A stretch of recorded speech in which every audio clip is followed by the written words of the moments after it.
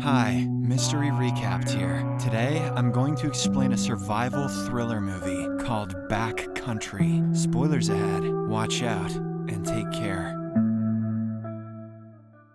The movie begins with a couple, Alex and Jenn, on their way to a weekend camping trip. They are visiting a location called Blackfoot Trail, where there's a beautiful lake and a waterfall. It turns out Alex used to come here very often when he was younger, so he's excited to show Jenn around. Soon after, they arrive at a Provincial Park, where Alex registers at the checkpoint. A forest ranger reveals that Blackfoot Trail has been closed for some time, due to bandits destroying the area. He suggests going somewhere else, but Alex refuses. He explains that he wants to show the lake to his girlfriend at any cost. He then bribes the ranger with some money, allowing them to pass. Later, as Alex retrieves the backpacks from his car's trunk, he notices Jenn using her phone, which annoys him. He scolds her, saying that she seems more interested in her phone than nature. This upsets Jenn, but she apologizes and promises not to use her phone anymore. She then turns it off and places it in the side pocket of her backpack. Following this, the couple takes a canoe and paddles onto the lake to begin their hike. When they reach the shore, Alex has a mishap as he drops the canoe and severely injures his right toe. He is in excruciating pain, but he tries to act tough and says everything is fine. Jenn then shows him the first aid kit she brought, which includes bear spray and a flare, but Alex makes fun of her, insisting that such items are unnecessary here. Alex is absolutely determined to get them both killed. Soon after, the couple begins their hike, and Jenn feels nervous about their surroundings. She hears strange, crackling noises along the way, making her nervous, but Alex assures her that they are safe. He starts talking about his childhood, recalling how he hiked this trail several times back then. After a while, the couple sets up camp for the night and starts a fire. They then go to the lake and have a fun time swimming and playing with each other. But, unbeknownst to them, a mysterious figure is watching them from a distance. After some time, Alex sets out to chop some wood for the bonfire. Jenn insists on going with him because she's scared, but he asks her to stay behind. When Alex returns with the wood, he notices her speaking with a man. The man introduces himself as Brad and says that he has caught a lot of fish. Jenn then reveals that she has invited him to stay for dinner since he can't eat all the fish on his own. Hearing this, Alex feels uneasy and goes to change his clothes in the tent. He then summons Jenn inside and questions why she had to invite a complete stranger. She insists that Brad is a nice guy, but Alex remains skeptical. As the two continue discussing, Brad senses their hesitation and offers to leave so as not to bother them, but Alex changes his mind and asks him to stay, saying it was just a misunderstanding. Afterward, the three cook fish and eat around the bonfire. Alex mentions that fishing is illegal in this area, but Brad claims that the rule doesn't apply to him. He reveals that he's a hiking guide who helps tourists explore the wilderness. He then inquires about Alex's job, to which the latter explains that he owns a landscaping business. Upon hearing this, Brad makes a racist comment, saying Alex might be Mexican because they are skilled in such work. He even goes on to say that the pay must be really bad, but Jenn defends her boyfriend, clarifying that his work is more high-end in nature, and that he must be single and on Tinder because he likes holding fish so much. As time passes, Brad's behavior becomes increasingly weird. He cracks some insensitive jokes and urinates in front of the couple, making them angry. That's not all. He even flirts with Jenn and remarks that Alex is fortunate to have such a woman. He mentions that if she were his girlfriend, he would take her to see the waterfall and the lake. Alex asserts that they're already planning to visit those places, but Brad thinks he might not know the correct route. Following this, he gets up and begins to provoke Alex. He inquires about the misunderstanding Alex mentioned earlier. The latter reveals that he believed a stranger in the woods could be dangerous, which is why he was hesitant to invite him to dinner. Brad surprisingly understands his reasoning and finally decides to leave. But before that, he hands Jenn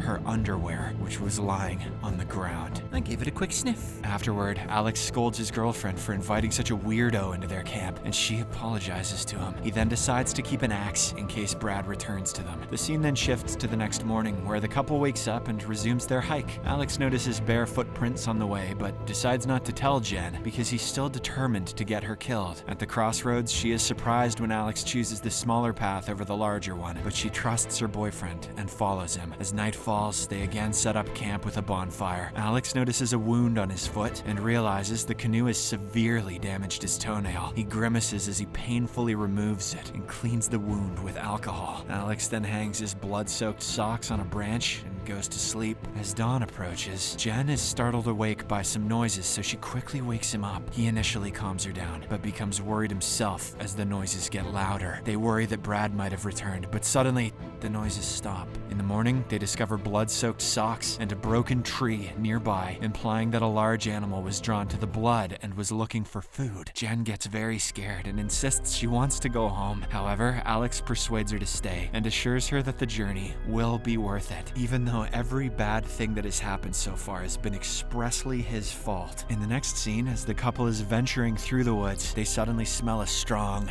foul odor. They follow the source and are shocked to discover a completely disemboweled deer. It appears to have been torn apart and eaten by a larger animal. Jenn feels disgusted and walks away from the site. Shortly after, she stumbles on a branch and becomes frustrated. She states that she wants to leave, but Alex calms her down and assures her that they are almost at their destination. After a few more hours of walking, they finally reach the top of the hill and start celebrating, but their joy quickly turns to horror when they realize that there's no lake, only miles of forest around them. Alex is at a complete loss of words, as he was certain he had taken the correct path. A worried Jenn asks when was the last time he came here, to which he reveals that it was during high school. Enraged, Jenn looks for her phone, which she placed in her backpack. Alex claims there's no service here, but she insists that they should at least try. She continues searching for her phone, and Alex finally admits that he had taken it out of her bag and left it in the car. He says he was worried she would continue using her phone during the adventure. Upon hearing this, Jenn finally loses her temper and begins screaming at him. She scolds him for bringing her into the middle of nowhere without a map or phone, putting their lives at risk. She also calls him a loser and criticizes how he always does such reckless things to impress her, and Brad probably has a bigger ding-dong. At this moment, Alex interrupts her and reveals that he had planned to propose to her by the lake. This leaves Jenn speechless, and she finally calms down. The two then continue walking downhill and set up camp when night falls. The next morning, a large animal, probably a bear, sniffs around their tent, but the couple doesn't notice anything. When they wake up, they make their way down without knowing if they are heading in the right direction. At night, they realize they don't have any food left. They then share the last of their champagne, and Jenn apologizes to Alex for her outburst. She says that things could have been much worse, but at least they're here together. Alex understands, and he also apologizes for getting her into this mess. The two then begin kissing and making out, but are startled by a sudden animal roar.